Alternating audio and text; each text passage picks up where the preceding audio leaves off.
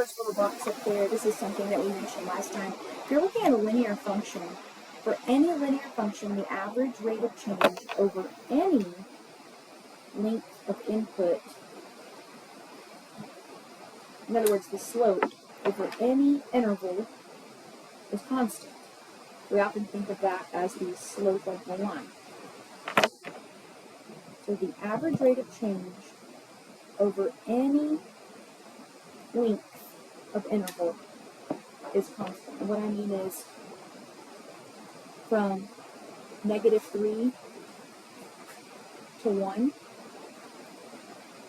that rise over run is the same as it is from -1 to 1, and so forth. So any length interval, the slope is constant. Now this table, today's lesson pretty much is going to be, can you look at a table, do a little bit of math, and figure out if it could represent a linear or a quadratic function. And I'll show you all the little tricks. But example 1 says the table gives selected values of a function, f of x. Explain why f of x is not linear. So you've done this a million times before, even all the way back in Algebra 1. Your teacher would ask you to take a table and figure out the slope from 1,4 ordered pair to 2,7. Your changes in your x values, those are going up by 1 right there. And from 4 to 7, that's an increase of 3. The slope between these 2 points is 3. Then let's figure out the slope between 2,7 and 4,10. 2 to 4 is an increase of 2. 7 to 10 is an increase of 3. So the slope between those 2 points is 3/2. Changes in y's over changes in x's. You could stop right there, because these slopes should be the same if this is truly a linear function. But just to be consistent and show you that you could have tested this one out as well, even though the y values are going up by 3 each time, the x values aren't going up in consecutive intervals of equal length, so the slope keeps changing here. Excuse me, that was 3/4.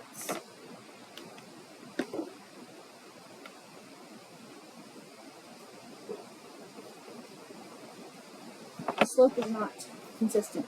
So the reasoning there, it says explain why this is not a linear function. You can put f of x is not a linear function because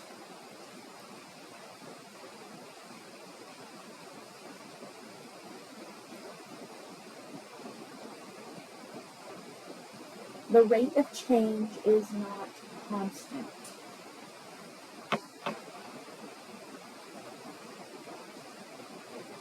AKA the slope is not constant.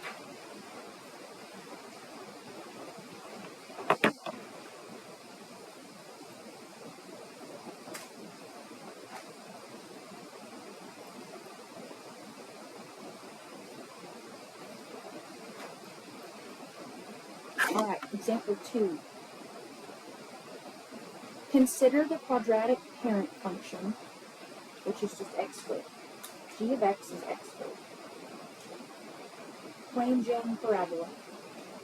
Complete the table of values for g of x over the, look at this wording, it's a mouthful and you're going to have to get really used to this.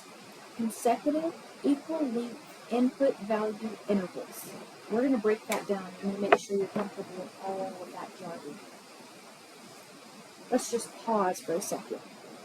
And right up here I'm going to tell you, okay, consecutive. That part of the phrase means one right after the other.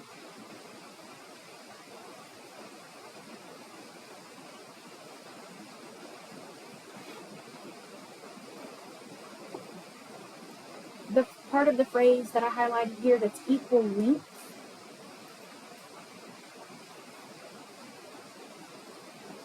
that means the same distance.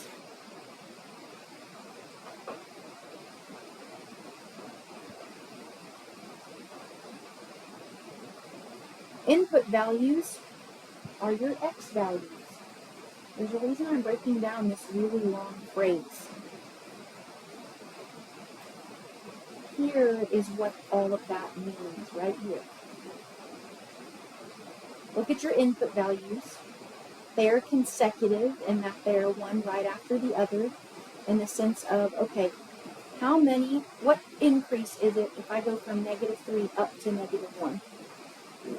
It's an increase of 2. And what is the increase from -1 to 1? It's an increase of 2. And 1 to 3 is 2. And 3 to 5 is 2. This is how you're going to know you're dealing with consecutive equal lengths, because all of those plus 2's match. They're the same distance from each input value to each input value, and they're consecutive in the sense that it's one right after the other. I didn't skip any intervals. Okay? I didn't say go from 5 up to 9 and have a change of 4 or something like that. Okay? They're consecutive, they're in a row, they're equidistant, and they are input values. Really important. And I pause and emphasize something. Okay, now is the easy part. We're just going to plug in these values to the function and see what our output values are. What is -3 squared? 9. -1 squared? 1. And then 1, and then 9, and then 25.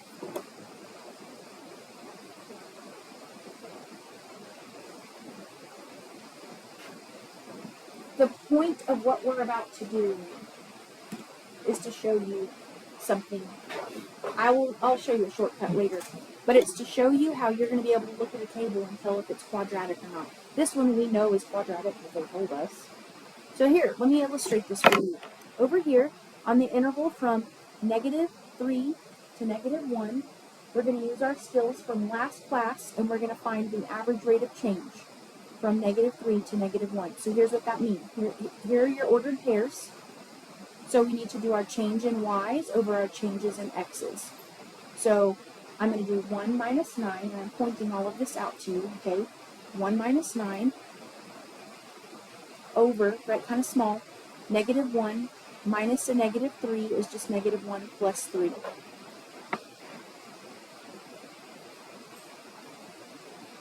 And we end up with -8 over 2, which is -4.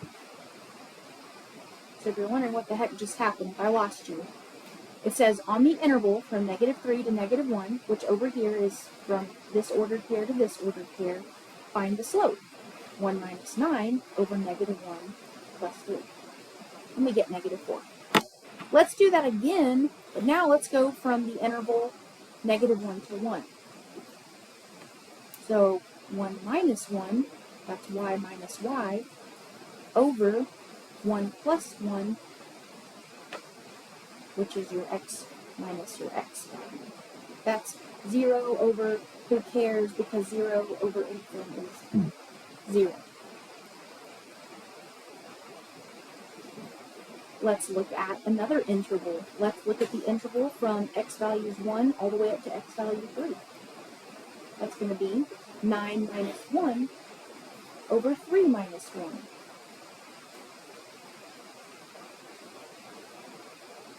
Which is 8 over 2. That's positive 4.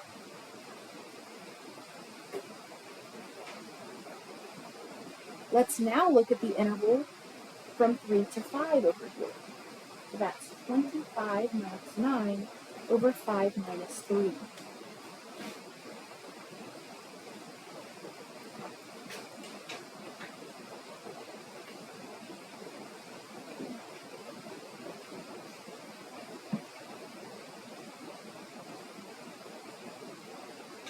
That's 16 over 2, which is 8.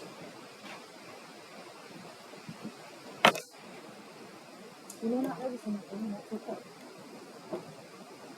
That's kind of tedious. You see some kind of pattern emerging over here? Math is all about patterns. Each time, that average rate of change is going up by 4.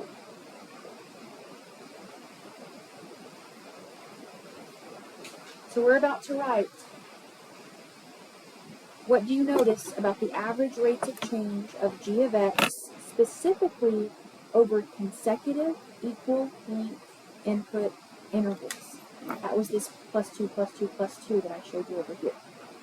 So here's what we're going to write. The average rate of change of g of x, this would be a beautiful free response answer right here. The average rate of change of g of x over consecutive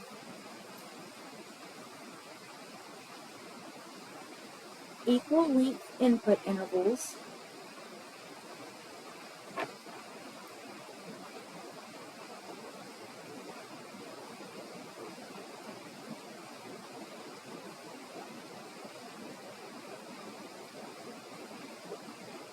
is increasing by a constant rate of 4. Think about what you're writing as you write it. So the average rate of change of this quadratic function over consecutive equal length input intervals is increasing, because it was plus 4, plus 4, plus 4. If it was minus 4, minus 4, minus 4, I would put decreasing by a constant rate of 4. Now I want you to turn the page. We're going to practice in a not so tedious manner. Example 3, we've got 4 A, B, C, and D to look at. It's not a multiple choice thing. It's a, hey, do this for all 4 parts. Selected values of various functions are given. So they just pulled a few values out of the function. So you're going to notice in my answers, you have to be kind of fuzzy about it. You have to say, well, this could be linear or this could be quadratic, because they just pulled 4 points off the graph. We don't really know what the rest of the graph is doing. So selected values of functions are given in the tables. For each table, determine if the function could be linear, could be quadratic, and if it's neither one of those, then we'll put neither.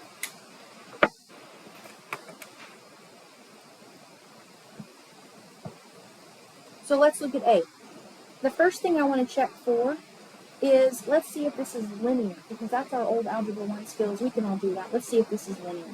So that goes up by 1, 1, and 1. And this goes up by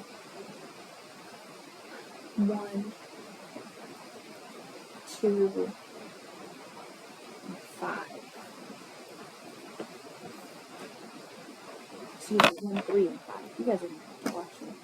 1, 3, and 5. Is that linear? Why? It's not. Why? The rate of change is not constant. Look at these slopes. 1 over 1, 3 over 1, 5 over 1. Those aren't the same. So it's not linear. Now let's see if it's quadratic. This is a really cool trick. Watch. Just go out and find your second set of differences. From 1 to 3, that goes up 2. From 3 to 5, that goes up 2. We've just discovered that this is possibly quadratic. This is what will happen if it's quadratic. But I need to emphasize something. Over here, it's only going to be quadratic if you're dealing with input values, consecutive, equidistant, equal length input values. And we are, because of the plus 1, plus 1, plus 1. So that checks out that it's quadratic. Quad. This second set of differences makes it possibly quadratic. So now and only now can I say this could be quadratic, and I want you to write kind of small under here. Could be quadratic. And here's why. The average rate of change, I'm going to put AROC, increases at a constant rate of 2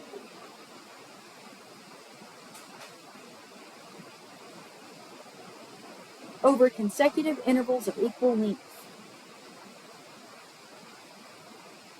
over consecutive intervals of equal length. That is truly the reason why this table could represent a quadratic function. You're probably not going to get full credit if you just say something like, the second tier matches. They're both plus 2s. Or sometimes you might even see in my answer key, it might say the second set of differences are the same. I'm not sure that that'll really cut it in AP pre-calculus. That's how we could do it in an on-level pre-calc class. But they're really looking for this verbiage of over consecutive intervals of equal length. They really stress that in our training this summer. Alright, let's go to B. Let's see if we can pick up the pace a little bit. On B, I'm going to look at my input values. 1 to 2, 2 to 4, and 4 to 7. I'm first seeing if this thing is linear. 0 to 1, 1 to 4, 4 to 9.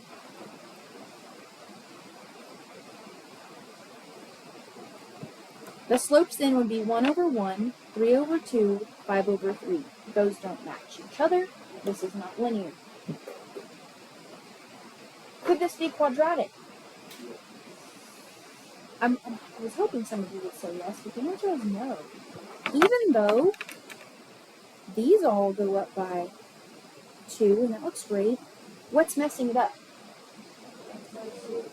The input values are not consecutive intervals of equal length. Those would all have to match for this to be quadratic. So that's what makes it womp, womp, womp. So it's not linear, it can't be linear, it can't be quadratic. We're going to put neither. And let's just put a little bit extra. Let's put that the reason is the input values are not consecutive intervals of equal length. The input values are not consecutive. They are consecutive intervals, but not of equal length. Of equal length. And I'm going to underline that part because that's really what messes it up. They're not equal length right there.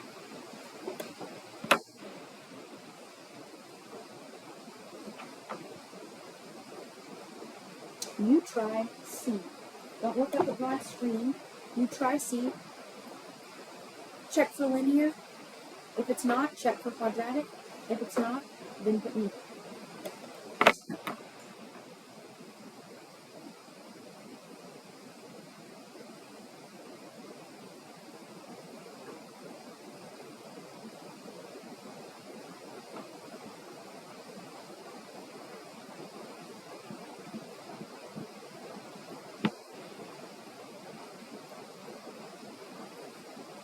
Two over 2, 1 over 2, 0 over 2. That's not linear. I hope nobody put linear. Do we think it could be quadratic? Let's see. This is going down 1, down 1. There's no part of the rule that says it has to be increasing. Are our input values consecutive intervals of equal length? Yeah. So both of these check out. This is possibly quadratic. Could be quadratic. Now, over here where we put the average rate of change increases at a constant rate, let's just put on this one that AROC decreases at a constant rate over consecutive intervals of equal length. And I'm starting to abbreviate a little bit more just so we can get through the notes. This could be quadratic. I'm not like absolutely sure it's quadratic. This is just 4 little ordered pairs off of the graph.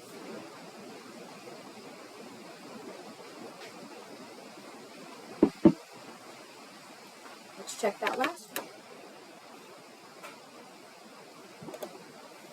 Try it on your own.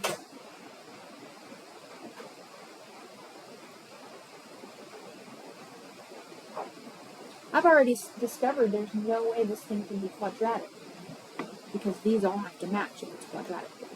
So there's no way it's quadratic. Let's see if it's linear.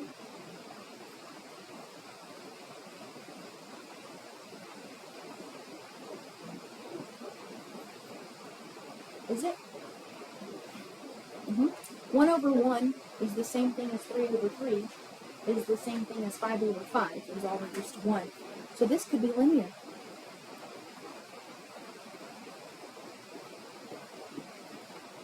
Because the average rate of change is constant, but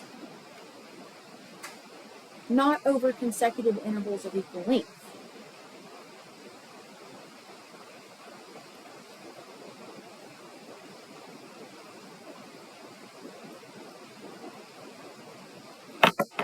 So the wording is the same on quadratic and linear as far as the average rate of change is like decreasing or increasing constantly, but it's not over consecutive intervals of equal length. That's what makes this not right.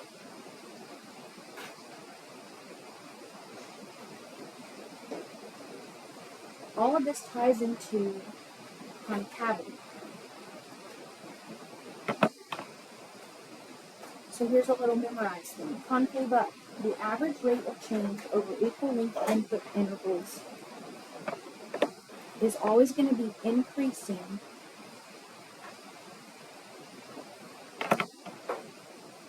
for concave up. Here's what that means. This is concave up because that second set of differences was plus 2 plus 2. Concave down, that second set of differences is always going to be subtracting because the average rate of change over equal length input value intervals is decreasing.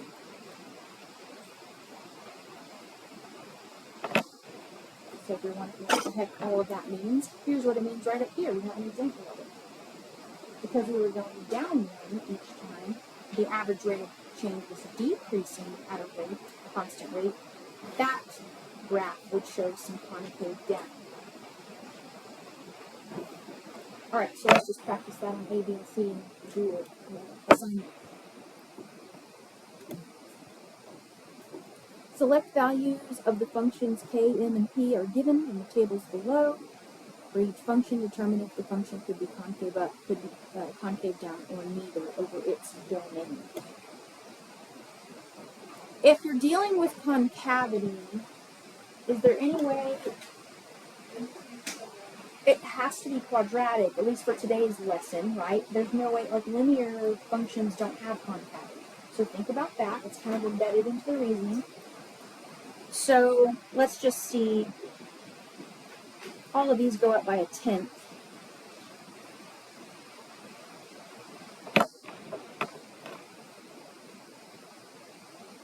And then just go down by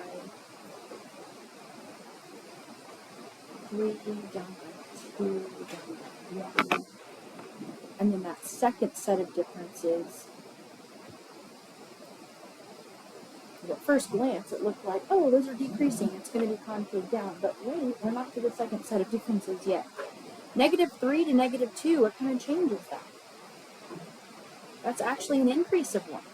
This is an increase of 1. So because that is showing the average rate of change is increasing at a constant rate, we're dealing with concave up. Could be concave up. I won't make you write the reasoning on that one, but it's because it's +1 plus 1. It's increasing. Luckily, on the next one, I don't really feel like we need to put +0.1, +0.1, +0.1 there. It's the same. We are going up 3, up 3, up 3. Okay, pause. Is this linear or quadratic? How do you know it's linear? That slope is the same every time. It's 3 over 0.1, 3 over 0.1, 3 over 0.1. It's linear. So is this concave up or concave down, or neither? Neither. This is linear. It doesn't have curvature to it, so it can't have concavity. Last one. I'll probably figure out this one's going to be the other kind.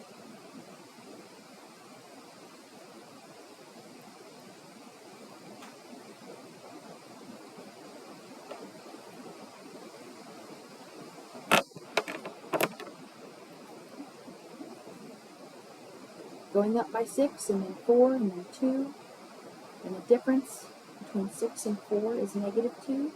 The difference between 4 and 2 is -2. And because the average rate of change is decreasing at a constant rate, this is could be concave down.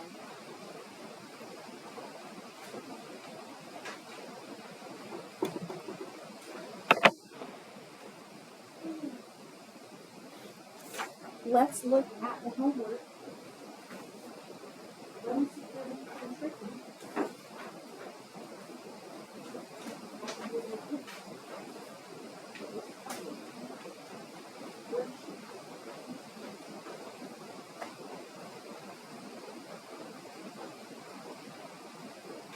Ooh, I like go to